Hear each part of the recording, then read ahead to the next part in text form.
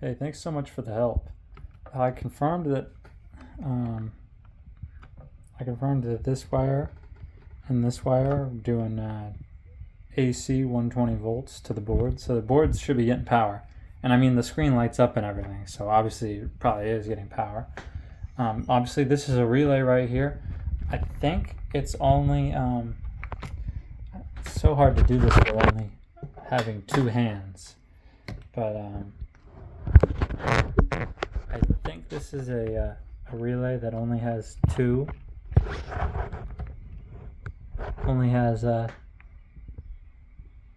posts on it. Obviously, I'd have to unsolder it to check. I actually don't know much about checking relays. I've checked big fat relays on dump trucks, but I think this is different. Obviously, it gives you a ton of information on there. As for this, I don't know if this is the high limit or the thermostat. I'm embarrassed how little I know. So this wire comes out of this thingy ding that's either the high limit or the thermostat. You tell me which it is. Sorry. That wire comes out.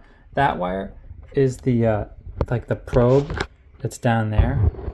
That thingy ding. And just so there's no confusion and I can make sure I'm not having a misconception. That's like the probe right there. And that's the wire coming out of the high limit or thermostat, whatever it is. This is the two wires that like probably power the high limit or thermostat, whatever this thing is. And on those little brass that's visible, I'd put a probe on each side, and it has like minimal ohms between it. It's like it's clearly a closed circuit. I'm thinking it's like it's less than 1 ohm. It might be like 0.05 ohms or something. It's closed, so I don't know if that means this thing is good. And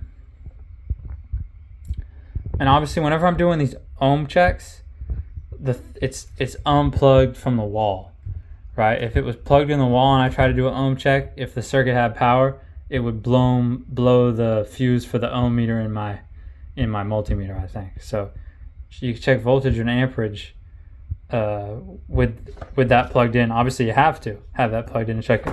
But as soon as you want to do an ohm check or continuity test, you need to unplug it. You need to unplug it from the wall. I hope that's logical. Also, you guys talked about checking the amps on this. I almost got the impression you're talking about using a clamp ammeter.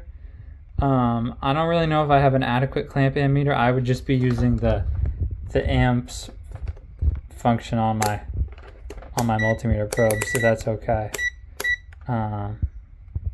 So some of these, I hope that's adequate.